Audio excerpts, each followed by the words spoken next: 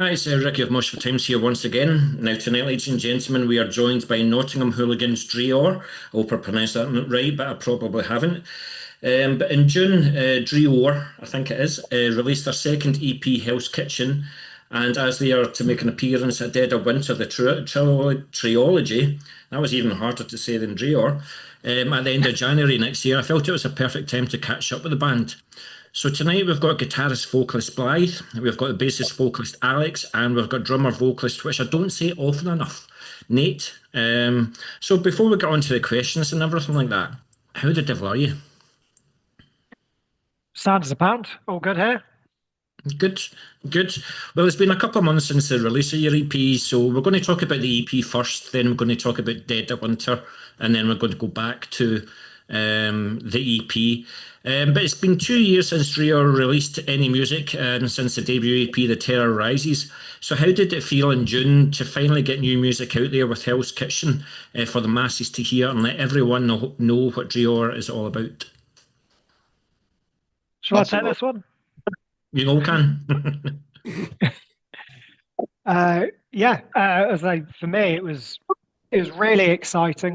We're always kind of working in a process where, as we're releasing stuff, we're kind of developing new stuff at the same time. So a lot of these songs have actually been on the back burner, waiting to record for a little while, Yeah, and it's nice seeing them come to life with a huge and full sound, courtesy of Balti, who's down at Stuck on a Name Studios for the recording, and Cam Shuck from Gorgon Vomit, who did the mastering job for us.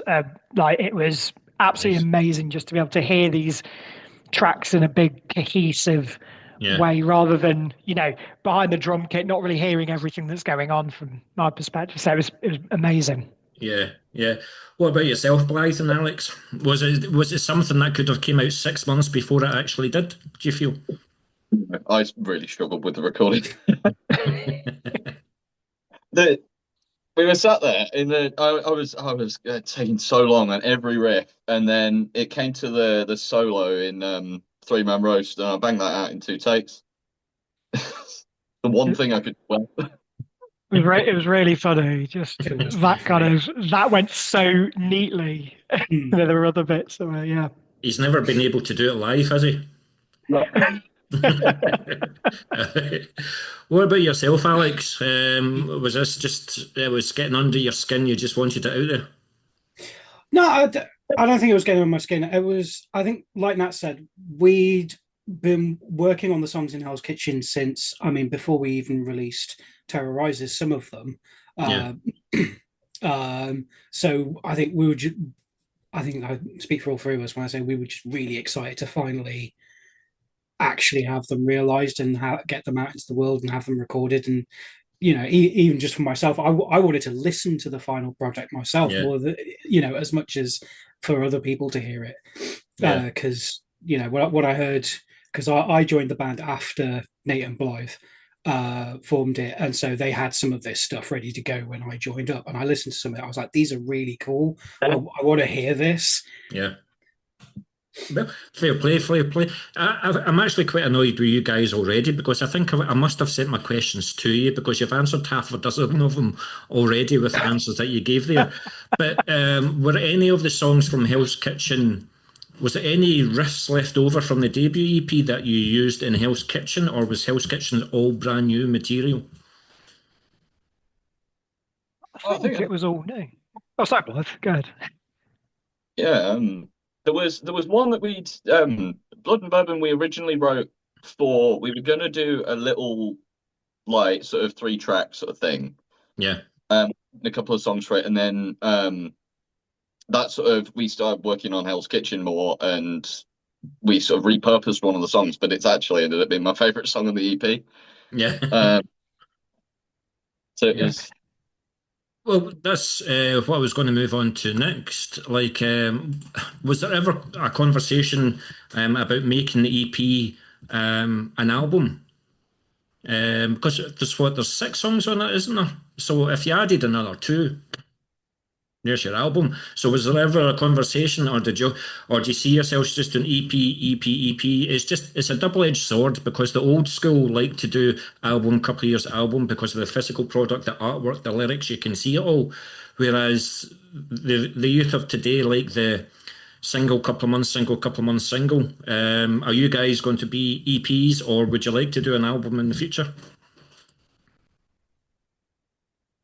So, I mean, for me, I think I'd be keen to do an album as well. I think that's always really exciting. We have ideas for things as um, anyone who's spoken to me for longer than 5 minutes about the band will know.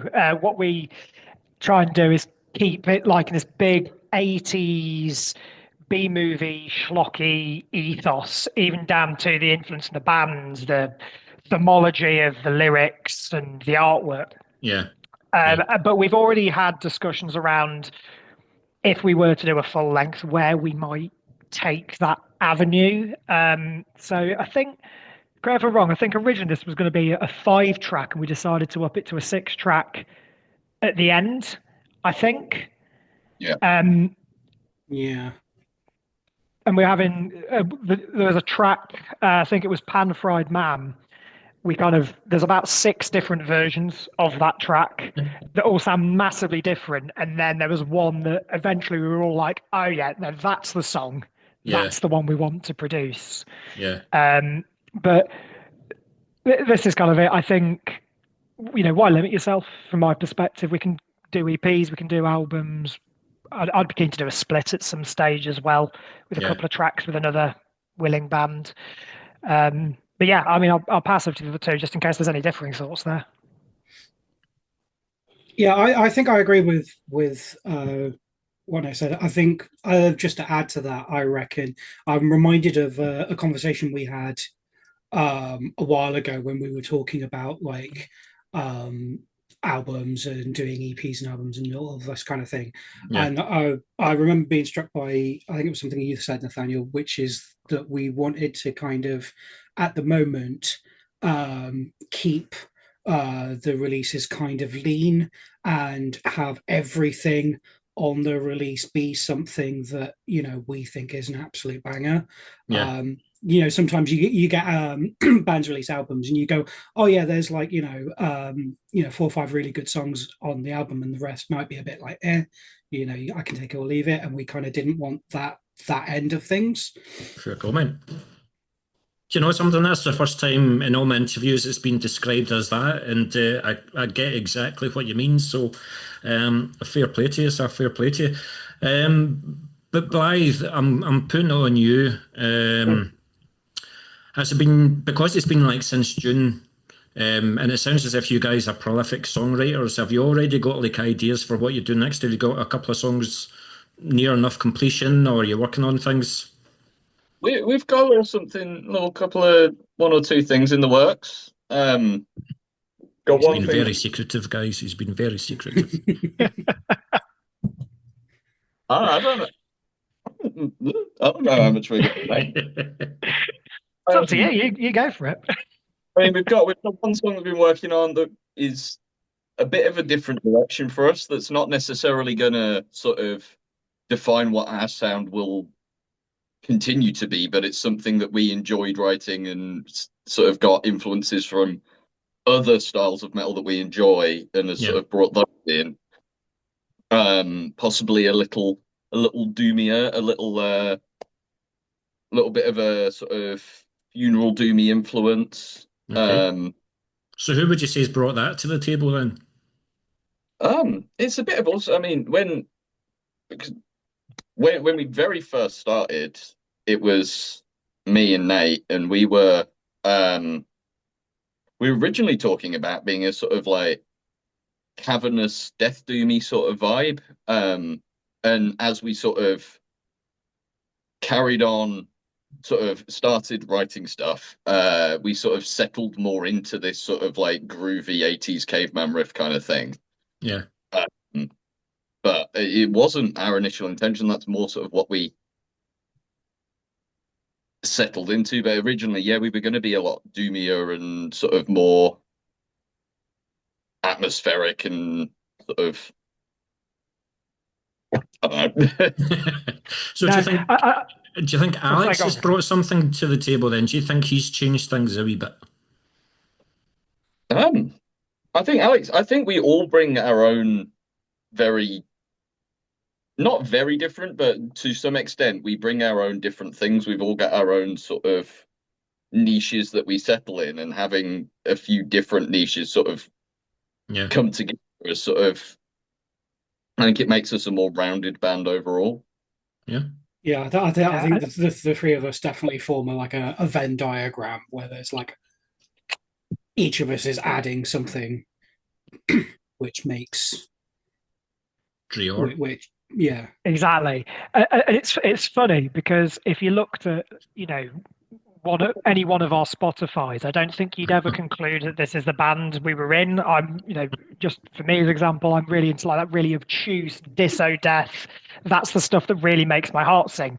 But actually, that's not the stuff I enjoy playing. The stuff I enjoy playing is full of D beats and skanks and the odd blast beat, and it's grooving all comes together in that respect. I Yeah. have much more fun doing that with these two Mm. than anything I could sit and do if I, you know, if I wanted to really do something dissident. I don't think I'd have anywhere near the creative satisfaction that I do in drill. No. Good comment, guys. Good comment, guys. But for those that are new to the band, then, how would you say the new material lies in terms of the sound of The Terror Rises? And do you think you've found the sound that you've been looking for with the second EP, or do you think it'll just keep changing and keep progressing with each release? So, a question for each of you then: what would you say is the difference in the sound from The Terror Rises to Hell's Kitchen?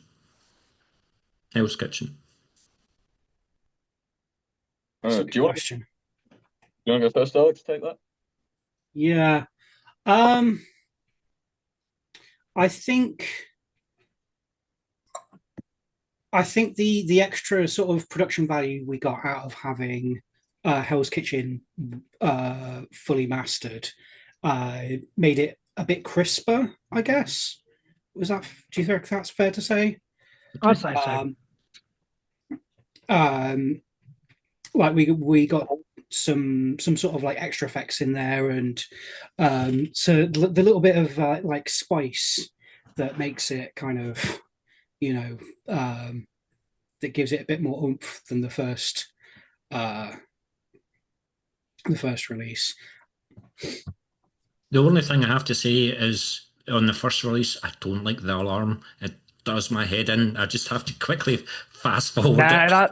that's completely fair. I think with that, it was like it'd be cool to do a nice intro with it, and then in Yeah, the end, like it's a long piece. We experimented with using it live for a while as well, and it's like actually there's other ways we can do this that we think yeah, of the same effect. What I think I would say is, well, my perspective on how Hell's Kitchen is like the progression from the first release. So in the Terror Rises, I think it's purposefully got a lot of very simple elements to it. So a lot of what was influencing me as a drummer, which seems like sacrilege to say, was actually Godflesh, which is all on a drum machine, and having these like big, chunky, headbangable riffs through it, and that yeah, was a real thing we wanted to capture. But we like the second release was like, well, let's not that there aren't little flourishes and technical bits in the Terrorizers. It was like, let's push that envelope a bit more. So if the Terrorizers is 1987, this is 1989, and death metal's kind of worked itself out as a bit more of a solid genre. And it's still pulling things from elsewhere, but there's a little more technicality. There's like the little beginnings of a little proto slam sort of thing, yeah, but it's still capturing all that kind of ferocity you'd get from, you know, the old end of thrash as well. yeah, And I think I'm quite happy with the niche we're settled into, but I think within that kind of keeping one foot firmly placed in that 80s death metal realm, I think little bits will continue to filter in, but they'll still very much be within that wheelhouse. I don't think, you know, yeah, we're not going to suddenly produce a Melodeath album or something like that out of nowhere, or at least not at, you know, not at this time, not as I can see it. yeah. No, good. What about yourself, Blythe? What would you say is the difference between the two? I want to sort of carry on from something Nat said, where I do think it's taking the Hell's Kitchen is taking slightly later influences in death metal from Terror Rises, where the Terror Rises was very firmly placed in that sort of very sort of 1987, 1988 sort of era of death metal. This is taking bits from sort of it's got little bits of Deicide in there, it's got some Carcass in there, it's got little influences from slightly later stuff, that like early 90s kind of vibe coming into it. And it's sort of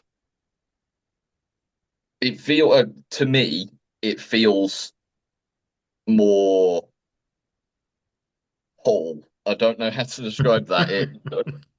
It's got this sort of more, not that I didn't love the Terrorizers, because I do, but it feels like a more complete product to me, and that is something I'm really proud of with it. Is that I listen to it, I'm like, yeah, this sounds like something I would listen to, and that is that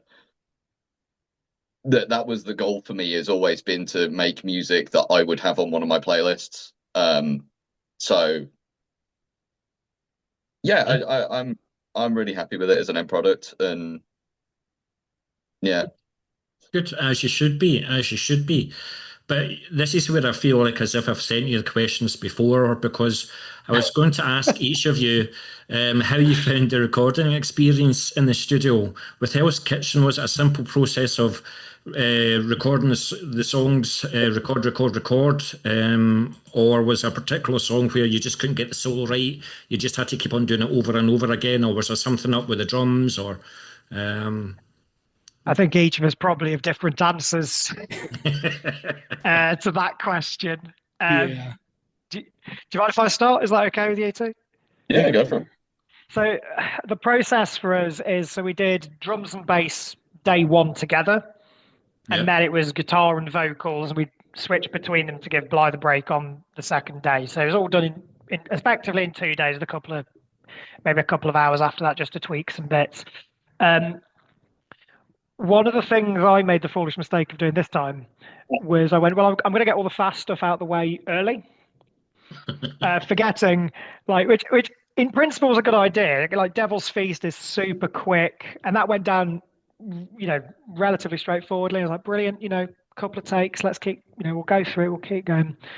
And then actually, where I was left off was with the last track I did was Pan Fried Man, which is quite mid-paced for the most part, but actually from a drumming perspective, it is absolutely relentless.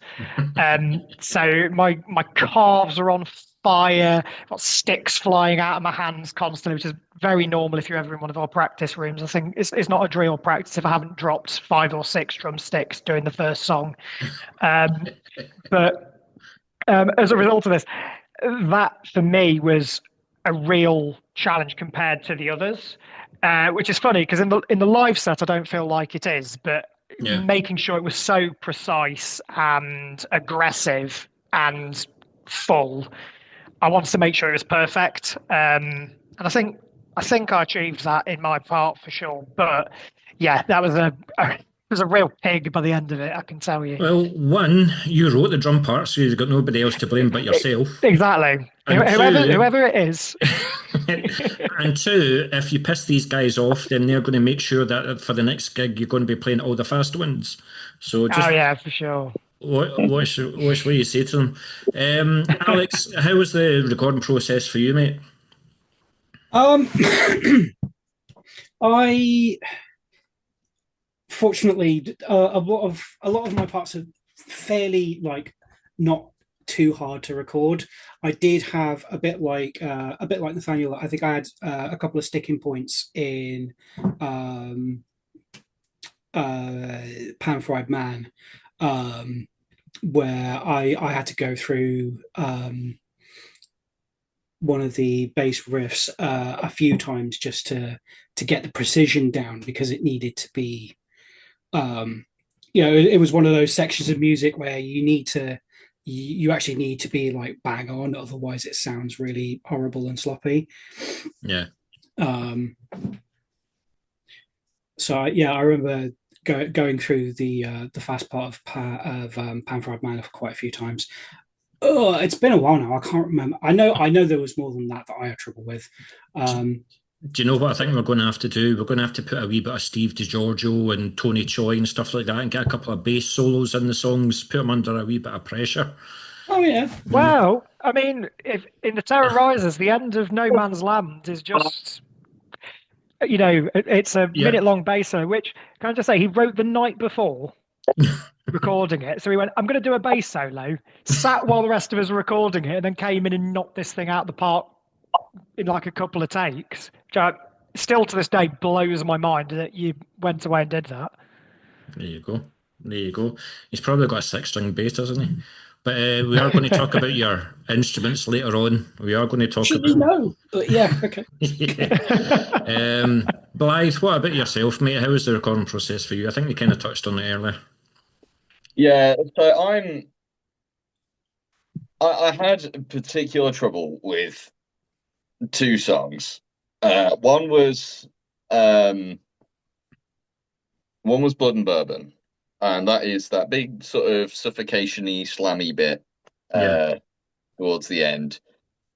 It's all right when I play it live, but playing that quite a few times in a row really starts to before I make. Just the I don't know what it is, but about the way I'm sort of got playing the chords, just that forearm was burning, absolutely on fire by the end of it. And in the end, having to split it up into two parts and doing the sort of chunky bits, and then going in and adding the like afterwards. And the other one was Pancreatic Parfait. Originally had a lot more triplets in it, and then I made Nat promise never to write a song with a triplet in it again. Guilt is charged. I could not keep up with, and I couldn't get them in time. I was like, I'm gonna kill you. No, good stuff. But was it anything about the way that you recorded this EP that you will continue to use? In fact, before I ask you that, when you were recording the songs and things like that, whoever was recording it for you, did they say, "Are you really going to go with that, or do you think you need to take it again?" Or did they give any wee subtle hints to say, "Didn't sound quite right"? Not to the songs, I would say. I think the songs are cool. Yeah. I mean, this is it. I think all of us are quite self-aware in that way, though, where one of us, like, if one of us has made a mistake, we know the parts at this stage so well, we're going, oh, yeah, I missed that. That wasn't neat. That wasn't tidy. Let's do that again. And this is it. When you're putting the product out, I think it's important to get it so nailed on, because you want people to fall in love with it the way you have. Obviously, it's for you first, and then the audience second. But yeah. I want people to love Hell's Kitchen and the Terrorizers and anything we do in the future as much as we do, if that's at all possible. Yeah. No, absolutely, absolutely. But I'll go back to, is there anything about the way that you recorded the EP that you'll continue to use and have a settled formula? Or are you quite open to finding new studios, new experiences? Or do you think you've got that formula and that you're happy with it and you'll stick with it for now? I mean, we've been pretty happy with Balti. He's a great guy, and we really like. I mean, we practice at Stuck on a Name. We record there, and I mean, he does a great job. I mean, I'm really happy with the work he's done on the Terror Rises and on Hell's Kitchen. Yeah. I think we might play around with sort of how we organize ourselves during it, but I think for now, I think that's all we'd really look to change. Yeah. I just can't speak for the guys. No, that's fair. And I think as well that even between the first and the second EP, there were differences. So the very first time, I did drums, Alex did bass, Blythe did guitar, we did vocals. And now it's like, well, we can do these bits together, and we can chunk this up to give people a break here and there. Yeah. So I think more so that than like seeking anyone else, because yeah, Balti is is a pillar of the Nottingham scene. If anyone doesn't know already, both in terms of promoting bands, booking bands, and recording bands.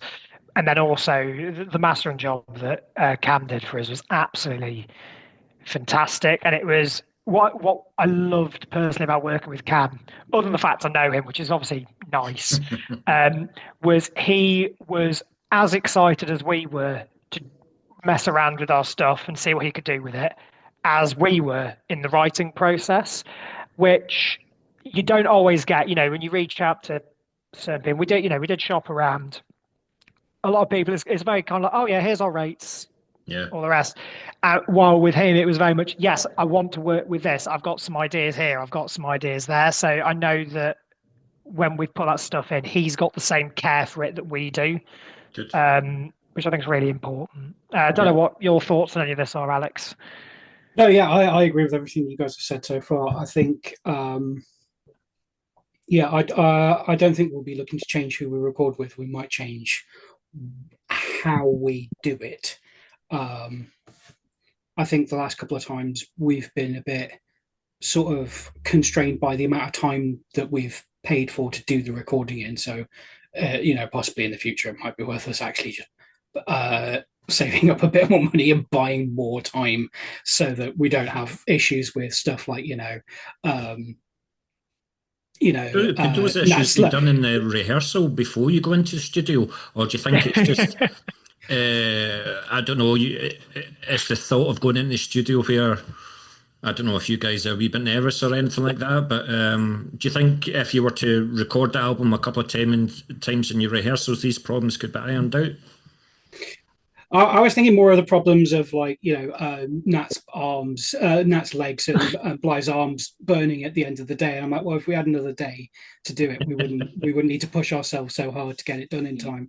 Yeah, and I think that's it, isn't it? It's drumming for a couple of hours or 3 hours at a band practice, or warming up for 30 minutes and then doing a half hour, 40-minute set is one thing. But when you're drumming, this is hour 7 of drums. Yeah. And you've had a big lunch in the middle of it. Yeah. It becomes a different ball game. But I think what you've said there is very fair, Alex. Yeah. Cool.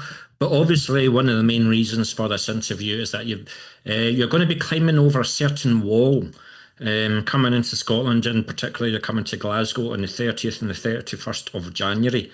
So is this actually your first time north of the wall? It is. Yeah. It is.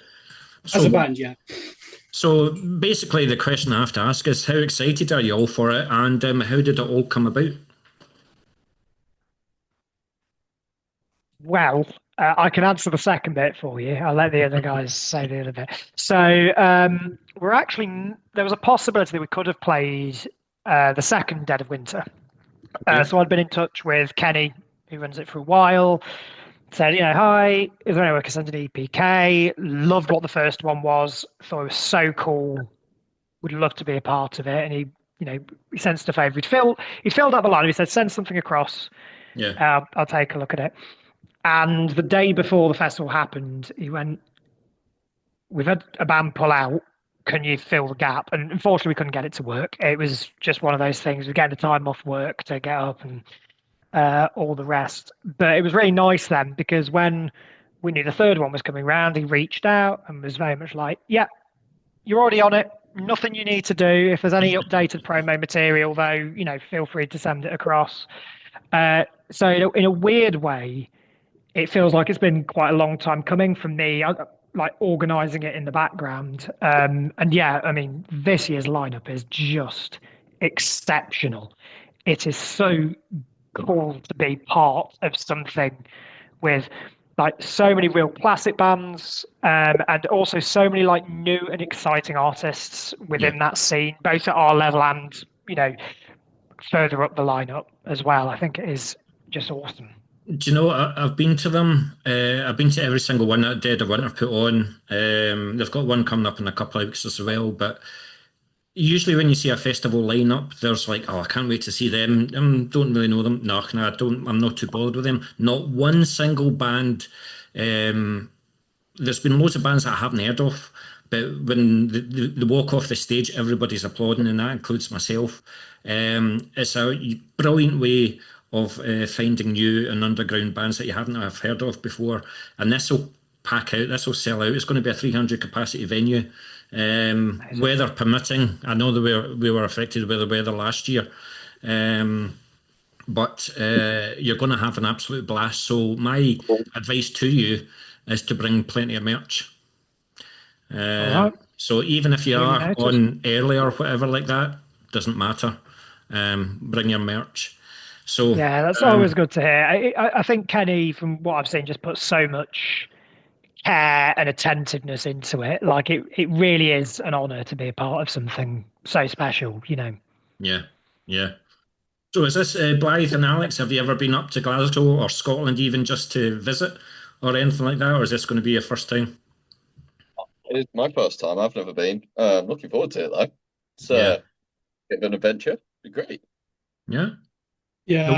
I haven't been north of the wall since I was young, because I did actually used to live up outside Newcastle, so I was fairly close to the border for a few years. Yeah, So like I did the whole like we did a school trip out to the wall and everything, and all that kind of stuff, and I did cross over the border a couple of times, but it's been years, so I'm quite excited to go. good. Um, Good. I've not seen Glasgow before, so I'm quite excited to come and see Glasgow. If you wanted to see much prettier buildings, I would say Edinburgh, but Glasgow, just you're going to have a brilliant time. You're going to have a brilliant time. All I would say is like make sure your vehicles are ULEZ compliant because Glasgow is absolutely horrendous. It's £60 up here. It'll be £30 if you pay it in a fortnight. So you will be given directions by Kenny and well, the two Kennys. They'll give you directions how to get to Ivory Blacks. Don't miss the turn off because if you do, you'll be into a bus lane and that's you. Ching ching, your picture's taken, So take care of the directions and hopefully your car's ULEZ compliant and everything will be fine. Everything will be fine. All right. That's great, guys. Thanks for coming back. But since the release of Hell's Kitchen, following on from the gig that we're going to play in next January, what else do you have in the pipeline for the remainder of the year and maybe the beginning of 2026? What is it? What are you allowed to tell us? Oh, shall I take this? Or I've got And then Master of the schedule. yeah. So for the rest of the year, we have 4 shows.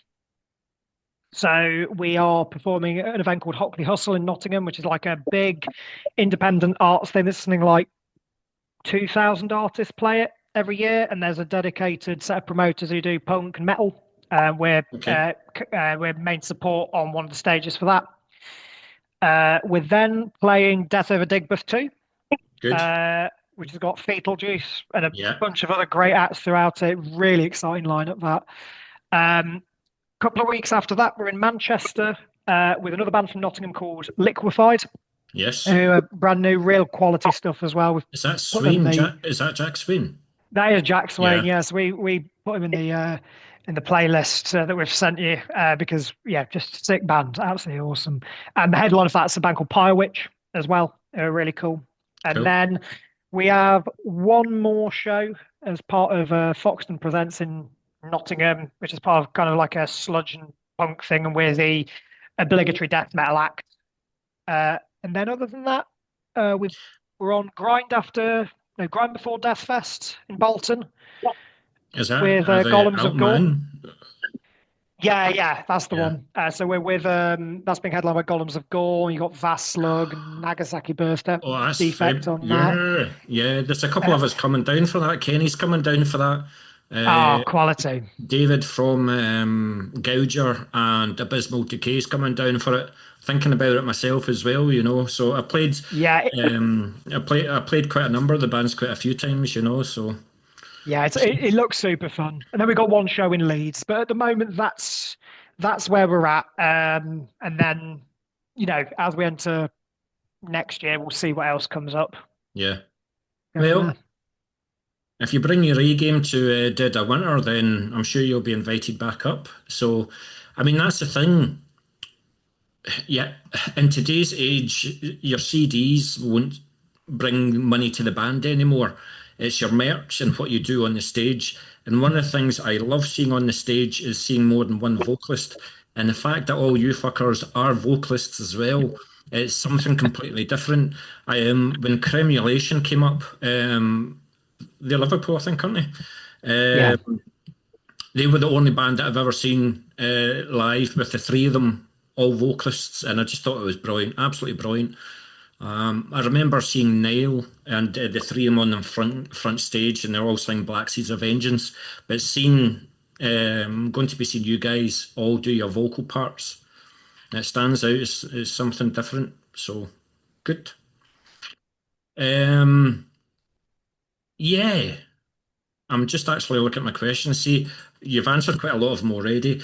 But since the release of the EPs, has there been any kind of like label sniffing around? Or are you guys quite happy to be independent because then you can write when you want, no pressure, and just do it the way that you guys want it? Or would you be happy with a label to come on your backs and do the marketing for you, for example, or physical releases and things like that? Has there been any kind of label sniffing around? Not to my knowledge. Yeah, I don't know if anybody's approached either of you. Yeah, I've asked a few questions because I think that is the biggest obstacle to doing physical releases. Yeah.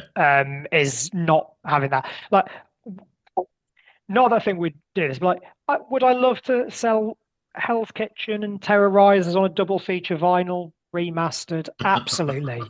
But Yeah. also, do I have £2,000 in the bank and the room to hold 300 vinyls in my house? No. While a label can help with that massively. So, I've asked the odd question. There are people who are interested, but there's nothing concrete as of yet. And also, as we are, I'm quite happy Yeah. as well. Like, I'm happy doing this. It feels quite personal being able to do it in this way. But on the flip side, we're not. I wouldn't say, unless any of you disagree, we're adverse to the idea of someone giving a helping hand in promotion and a small injection of cash either. Yeah, yeah. I mean, if you are thinking the vinyl, for the first time in decades, Scotland's got its own pressing plant. It's called Seabass. And one of the good Yeah, things that they do is they actually put their prices on their website. So I think for 100, you just plain black vinyl, it was like £600 or something like that. So yeah. you guys sell them for 12, £15. Yeah, I Yeah. think your man, I forget his name, but the vocalist of Coffin Mulch, Al. sent me them as a recommendation. Al, he's fab. He's so good, and Yeah. he was recommending them. So maybe something to explore in the future. Yeah. Yeah, definitely, definitely. Um, But when it comes to, I'm trying to see, normally when I speak to a band, there's like a main vocalist, and this is a question directed to like the main vocalist. But I don't know who I'm going to direct this to. But recording the same vocal lines over and over again over maybe a short period of time for the EP, do you go through some vocal techniques before you start recording, and what rituals do you have before you go on stage? So since you are all vocalists, that's a question for you all. I mean, you might have released Hell's Kitchen in June, but your first gig might not have been August. So how do you keep your vocals in check then? What do you do?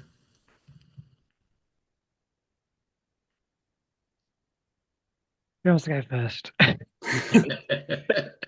Good silence. Yeah, I'll take it. I mean, when I try not to drink before going on stage, as in any of the hard stuff. I mean, but that's partially down to the drumming as well. No one wants to see like 4 beers deep me, trying to do skank blasts at 180 beats per minute. But on the day of recording, it's black coffee, um, nothing cold, nothing fizzy, no fruit juice. If I'm doing vocals that day. But I mean, other than that, it's you know maybe a little bit of humming, a little bit of singing, Yeah. trying a few different things. And I don't think lots of vocalists necessarily admit this at the toppest level, but there's different levels to where you are. There's your best day and there's your fine day. And within that, there's like a kind of thing. So I'm always quite careful when it comes to doing vocals around just trying to keep in the best health I can for a couple of days before. So like, I might work from home for a couple of days just to make sure I'm not around anyone who could give me the lurgy Yeah. before I do. But I mean, I'm sure there's a proper way it should be done, but for me, I've not really got an exact science. It's Well, your make way definitely horrible isn't the noises. proper way, but I accept your answer. I accept your answer. What about yourself, Alex? What do you do with? How do you keep your vocals in check? What's your ritual before you go on stage? So because Nathaniel's been doing vocals a lot longer than I have, I've only recently started doing vocals properly, especially like metal vocals. I've taken a lot of my cues from him because he's obviously a lot more experienced at it than I am. Having said that, I have been known to have just one drink before going on stage, just to settle everything down. And like Nat says, I might do a bit of humming, a little bit of singing, on the car ride over. And yeah, I mostly follow his advice for recording as well as stuff like avoiding fizzy drinks and stuff that'll shock the vocal cords. No, quite right, quite right. What about yourself, Blythe? What do you do? I'm the polar opposite to those two. You'll see me if you ever like. You get early to a gig. You see me walking around. I'll be walking around going. But and I have a can of Monster Energy drink before I go on stage. It gives that good the like sticky phlegm gives a good gurgle. It's quite funny. Like, I remember I interviewed Jason Evans, formerly of Ingested, when they played Glasgow, and I was backstage and stuff. And he opened his suitcase, and it was like packets upon packets of Vocal Zone tea. It was like passion fruit and jojoba tea and stuff like that. But he swore by it. But then you can speak to Carl Willits, and he'll be like, "Give me 10 fags and 6 beers, and I'll record an album for you." So it's just whatever works for you guys. But For sure. it definitely works, and I would completely urge you to keep the 3 vocals. So, Alex, I'm afraid you might have just started. I don't know whether you were an opera singer beforehand, before you met Nate or anything like that. Absolutely not. Yeah. But when it comes to the lyrics, who's the main lyricist, or do you all contribute to the lyrics? It's a bit of a weird split because I've found what usually happens is I will write like a verse and then I'll pitch it and then everyone sort of expands on it. I like to call myself a bit of an ideas guy. Yeah. I'll like with something and then I like with Hell's Kitchen, I write a verse and then that expanded it into a whole EP. Yeah, Well, that's what I was going to ask. Where do you get your inspiration from? Do you always have like a pad and a piece of paper on you, and you open your door and you see something in the street and you take a note of it? Or do you watch a lot of films, a lot of documentaries? Do you read a lot of books? Where do you get your inspiration from? Well, I mean, I wouldn't want to live on any street where we see anything from either of our 2 releases, to be fair. Yeah. I mean, for me, I like to try and keep a bit of themology. So I think the Terrorizer is perhaps the best example I can give of that. So with the Terrorizers, what I wanted to try and do with the lyrics that we had, or like the theming of the lyrics, was kind of combine, Fulci, Zombie, and Night of the Living Dead, and all this with Threads, the movie about nuclear war and all the rest, and kind of see, well, what if this thing caused this thing? That'd be a fun idea for a a horror movie. It seems like something very topical you'd see at that time. But I That could be mean, your first Dreor video then. quite possibly, quite possibly. We've been talking about ideas we have for stuff around that. Yeah. In Oh, fairness, yes. but we'll keep that a surprise for when we release stuff. But similarly, Blythe for Hell's Kitchen, it literally all started in presenting like a verse from Legume Lobotomy and a verse from Pan Fried Man, and he went, "I've come up with these really gross lyrics. What do you think?" It's like, let's do a food themed EP. Let's go. Let's see what meals can you make from a human being, and then everyone's pitched in. I think there were some really, not to big ourselves up, but I think there are some really good iconic lines through both sets of releases that everyone has produced one of those, and you Yeah. go, that's really cool that every one of us has written one of these things that makes us all want to do vocals or shout about it or sing its Yeah. praise. I just think that's really awesome. Yeah. But Alex, are you pissed off when one or the other two of them give you your line and it's like 10 words long, but you've only got 3 seconds to sing them in? I mean, yeah, of course. Yeah. No, to be fair, like we workshop a lot of the stuff to make sure that that we're all happy doing whatever it is that we're going to do. What quite often happens is we'll look at, because we tend to write the music first and then think about putting the lyrics and everything on top afterwards. Yeah. What you'll often find we'll do is we'll sit there and we'll be having a conversation about, like, right, who's doing the least with their instrument at the moment. That person can do vocals, because we'll have arguments that kind of go both ways, where either we'll all be like, well, all of us are doing something really complicated with our instrument at that point, so none of us want to be trying to sing at the same time. Or you'll have it the other way, where all of us will be like, oh, like, I feel like I can, do something cool there, and I really want to sing that line because it's really good, and we'll be having an argument over who gets to sing that line. Yeah, we had that with a Living Cadaver, didn't we? So Living Cadaver's got a lot of sections in it which are quite easy for all of us, and there's loads of different versions of where originally we were all going to do our vocals, and then the last bit where it goes into a D beat. The lyrics are on beat, but the drums are off beat, and the guitars are off beat, and the bass is off beat. And it took a little time for us to get our head around it. And I was like, but it's okay, I'm not going to do it. Blythe will handle that. And then Blythe went, this is really hard. And I went, well, I'll give it a go. And then I'm like, oh God, this is really hard. Eventually it settled with me, but it kind of like rotated round us for a little while, trying to work out who could learn it first, Yeah, yeah. But Blythe, if you write lyrics and you're giving it to Nate and Alex to sing, is it sometimes difficult for you how you portray how you want them to sing them?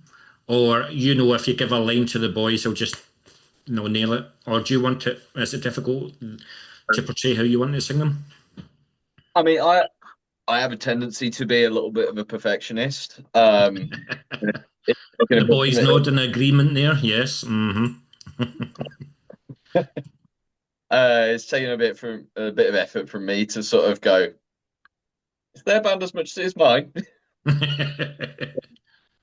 But I think, your suggestions are always good though. You'll go, why don't you do it like this? And then when that happens, you go, oh yeah, that does work. That's really good.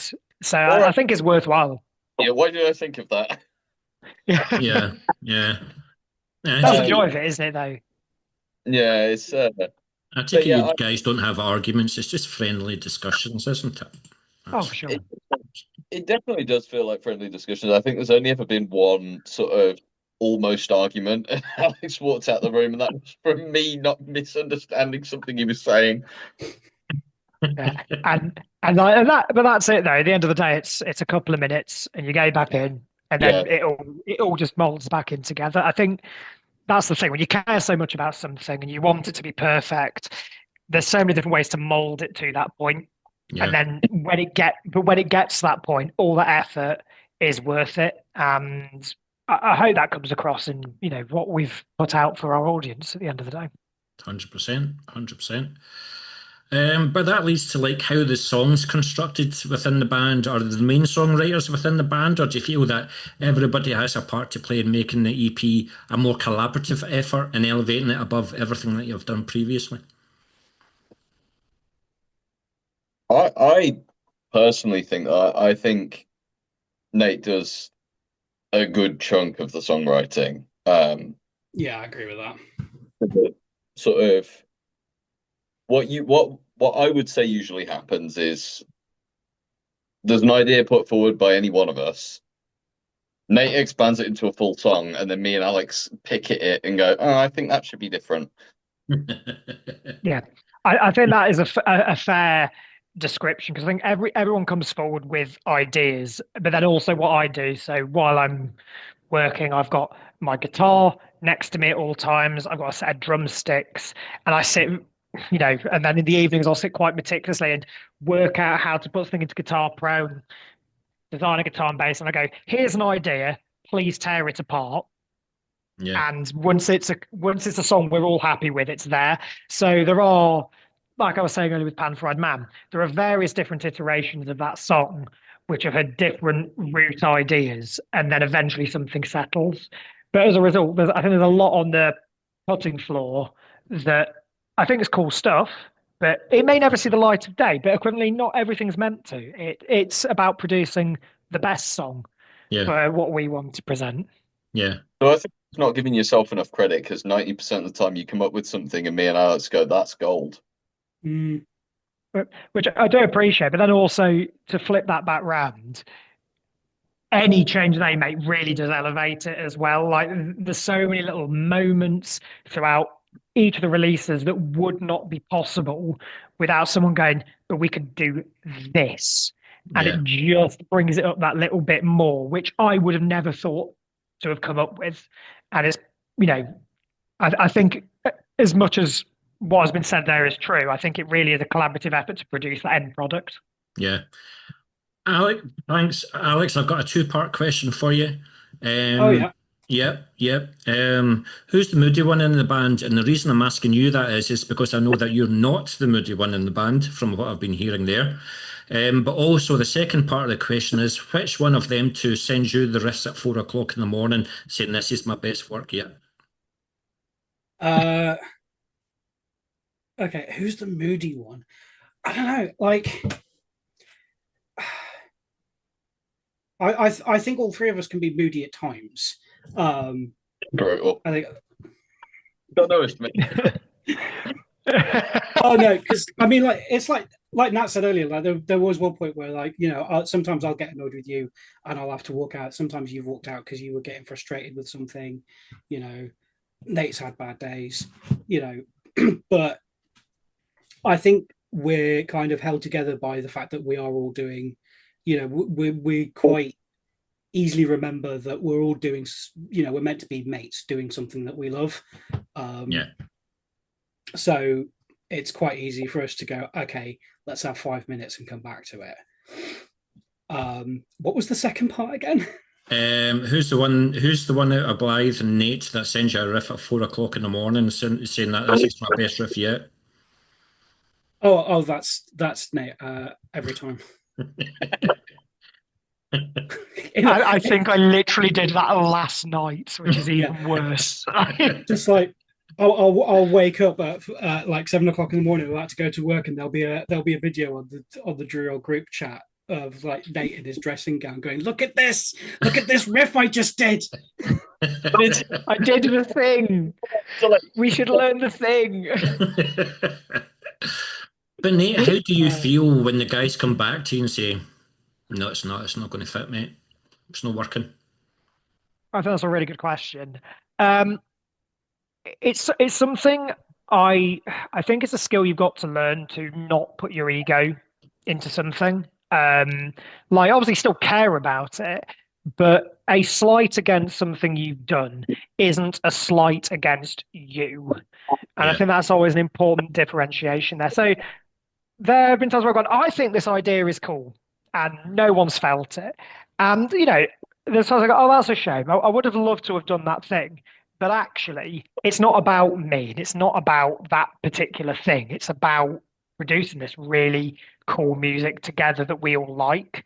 And as a result of that, actually, when I then look at that from a distance later, I'm much happier with the product than I would have been if I'd have just gone forward and said, no, this is how it sounds, this is how it works, and we should do it because I know, I'm confident with what I've written.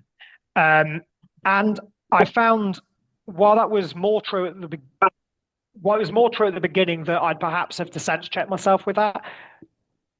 I've got every faith in both of them to produce something really cool and go. Like I want someone to tell me if something's bad at the end of the day, or if something could be elevated, or if we could try it another way. So now, like when things happen now, and I will work on a new song, there's things I've presented, I've gone, let's revisit that and do something a bit different with it. It's okay, let's take it away, or let's work on it together and see what we can come up with, and that's far more important to me. But that's I would say how it is. So honestly. 100%. It doesn't really bother me at this stage. It's important, if anything. 100%, 100%.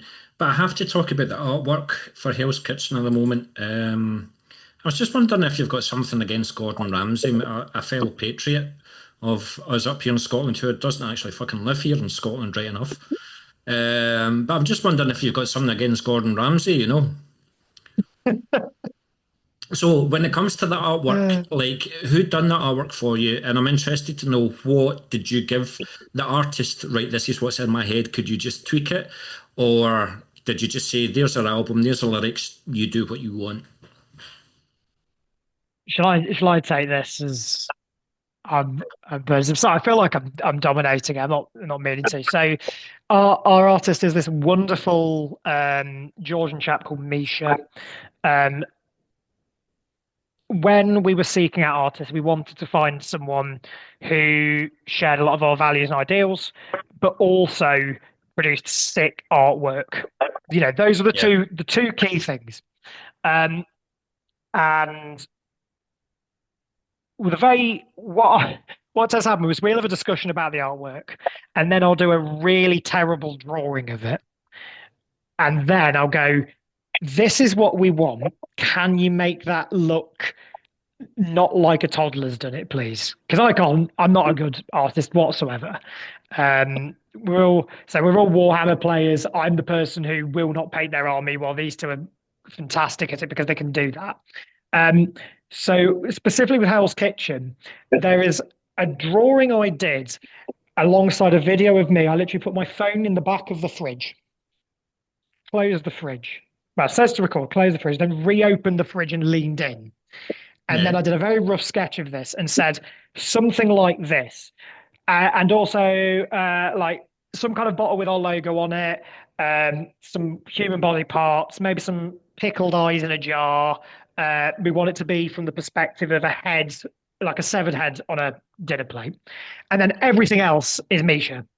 And it comes back and you just go, how did you turn this thing into what you've just done? I love that artwork so much. I think I speak for everyone with that. I just think his style's really cool. He's also done our most recent shirt design as well, which is like if a human skull was a ramekin of baked beans. Yeah. I think you need to watch Ghost in your life, or something. You need love and romance in your life, or something like that. No, it's death metal, isn't it? So you're not going to get exactly. It's all blood and gore, isn't it? It's all fun for sure at the end of the day. But was there any did he come back to you with a couple of drawings where they like back and forth, or once you sent the first drawing, you went, "That's what we want"? So for Terror Rises, there was a little bit of back and forth. But the moment he kind of got the style and the brief, anytime we've sent him anything else, he's just been, yeah, here it is, done. Yeah. And like real credit to him. We've also used a guy called Pig Art Brutality, who did our logo. and there's a bit of artwork for Pan Fried Man, which we might do as some merch later down the line, which also has some back and forth. But I think every artist we've worked with, there's very little of us having to go, no, like this, like this. It's they get the brief, they Yeah. deliver the brief, they often exceed the brief Yeah. beyond anything I could conceive anyway. And then there it is in front of you, and you go, well, I'm really glad to be able to put that on what we're producing, you know. That's great. That's great. Listen, I've only got a couple more questions for you guys. I really do appreciate the time that you spent with me. I'm really looking forward to seeing you at Dead of Winter. And I'm sure once you've played Dead of Winter, it probably won't be so long before you'll be back again. So who knows? Who knows? But just a wee bit of fun before I ask about your instruments, because that will probably lead to another 40-minute discussion. You're playing a gig. You're playing Dead of Winter. Then it's a question for all of you. You're playing Dead of Winter, so you've got about 7 or 8 songs. What's the one song off the set list that you personally are looking forward to playing the most, and why? So it might be 5th on the set list, but it might be your personal favourite. It might be your one that you're looking forward to play the most, and why. And I think Blythe is ready. So, I'm going to ask Blythe first. Looking pensively. For me, I think it's got to be Blood and Bourbon. I love that song so much. It's got so much groove to it, and I always feel it. It's either that or Buried, because Buried I get to do my modified live version where I got the high vocals in it now, and both of those songs, they've got so much groove, and like that's very much my sort of taste in death metal, is very like groovy, chunky caveman riffs. 100%. It's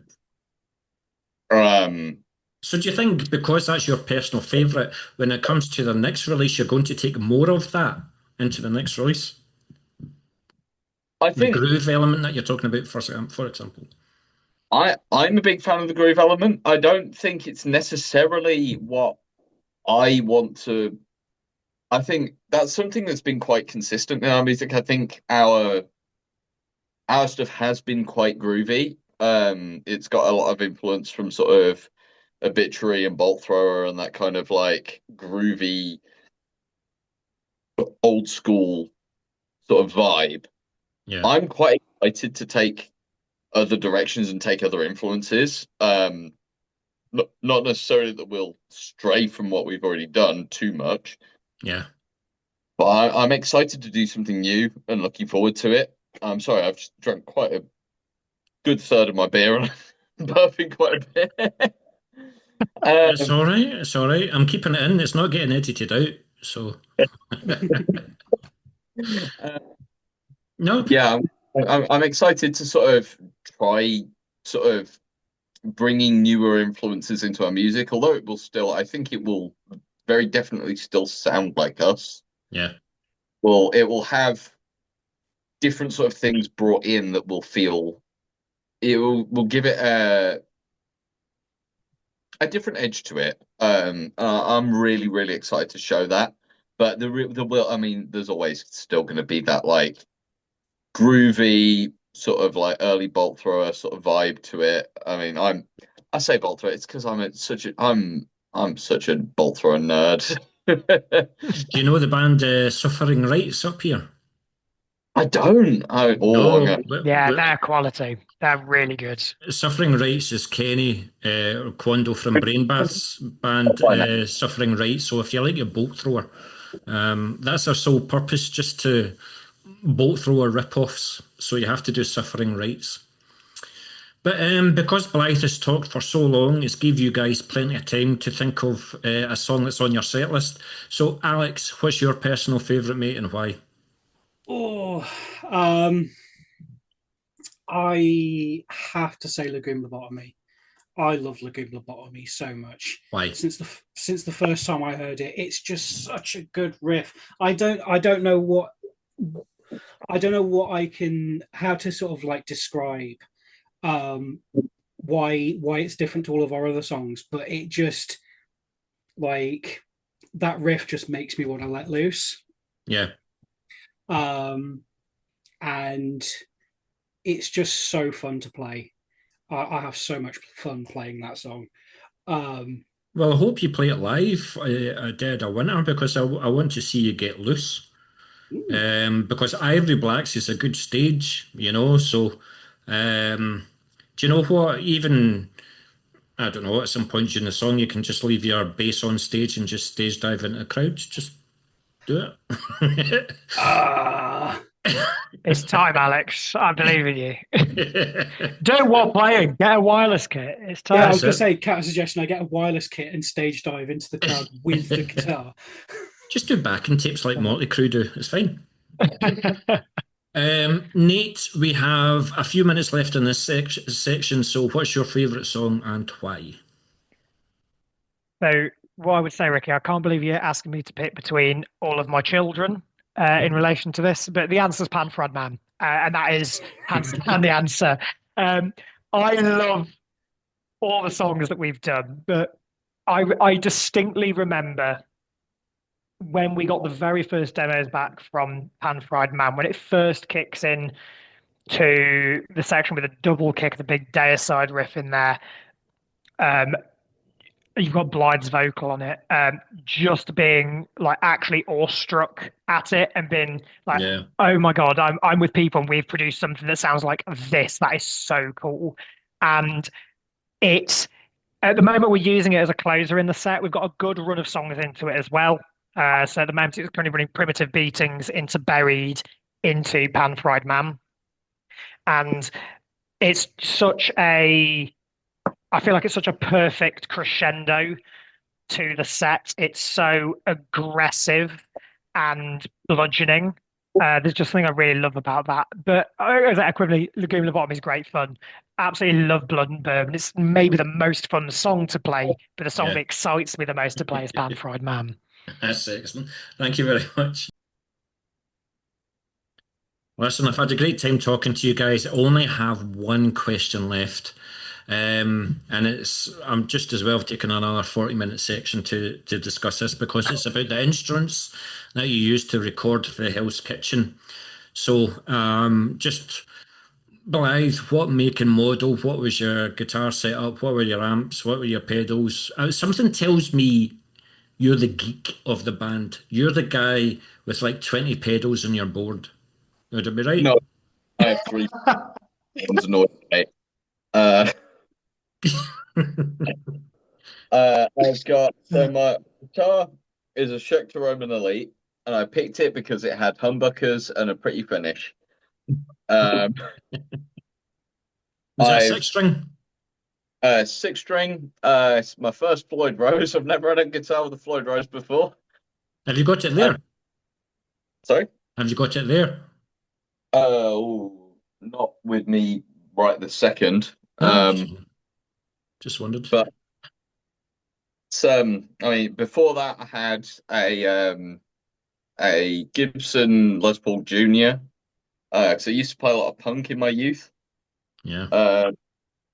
Before that, I had an Epiphone SG. That pattern's gone down rather well, isn't it? It keeps coming back up to you.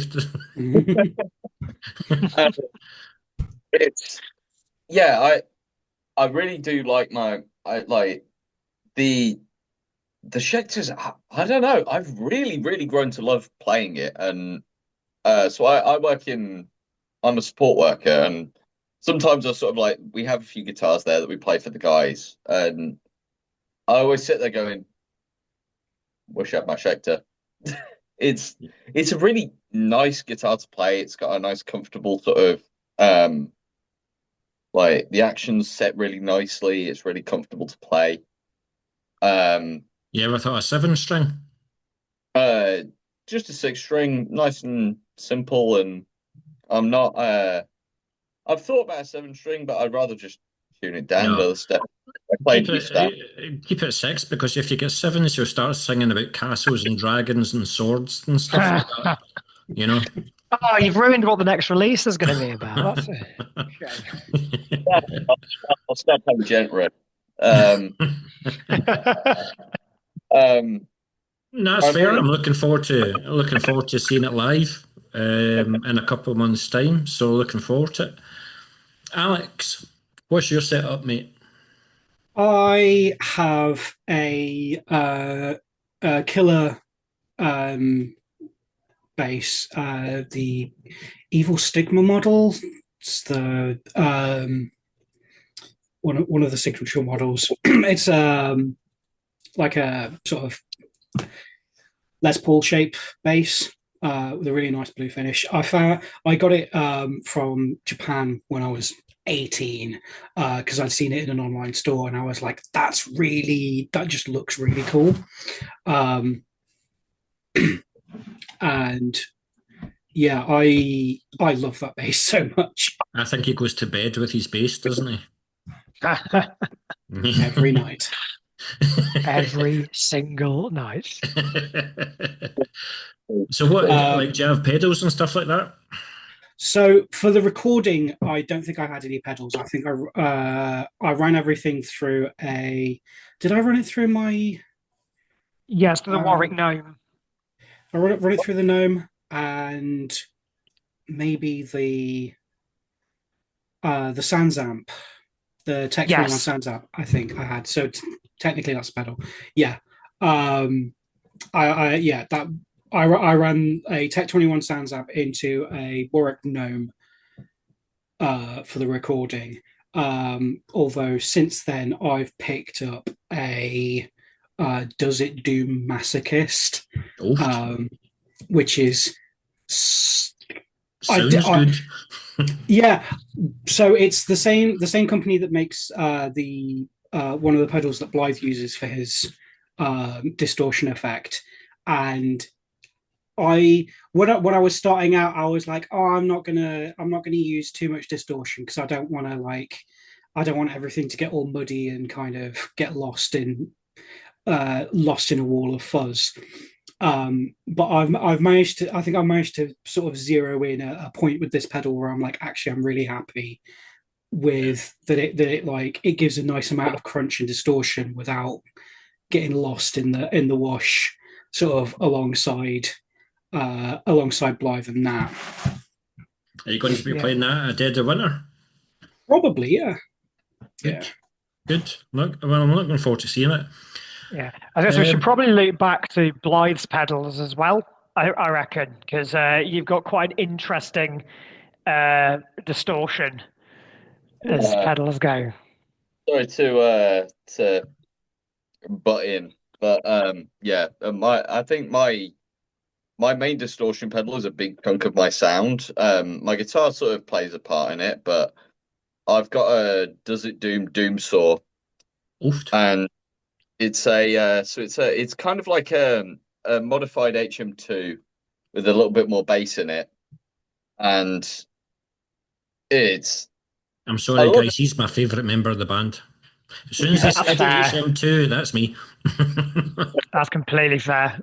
I love it and I hate it. It's got it sounds fantastic when it's behaving, but if I don't, I have to put the noise gate before it in the line because it screeches otherwise and acts like a toddler. It's crazy. Without anything else, it is so loud at all times. Yeah. It does have one knob, and it is called grief. Yeah. Yeah. The grief knob. My understanding is the person who designed the pedal, they wanted to merge the HM2 with the Electric Wizard tone on Funeralopolis into one pedal. Yeah.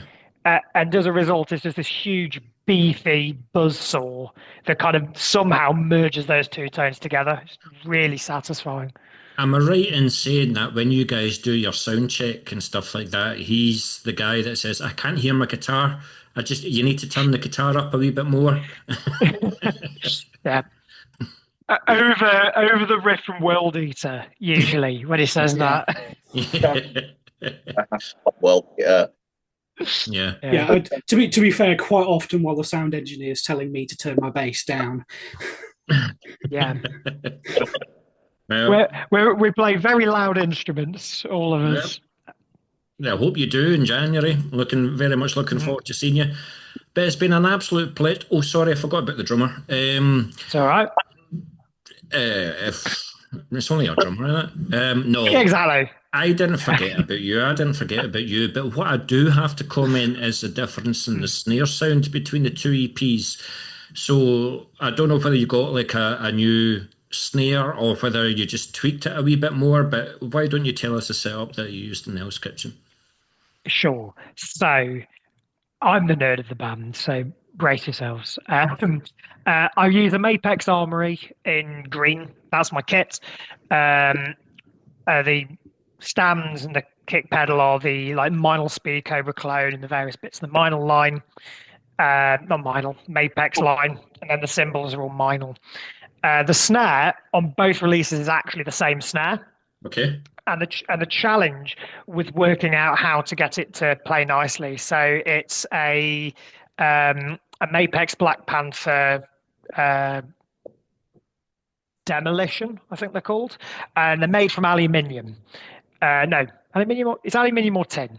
It's made of metal, and basically it doesn't play nice with a lot of other instruments when you play it.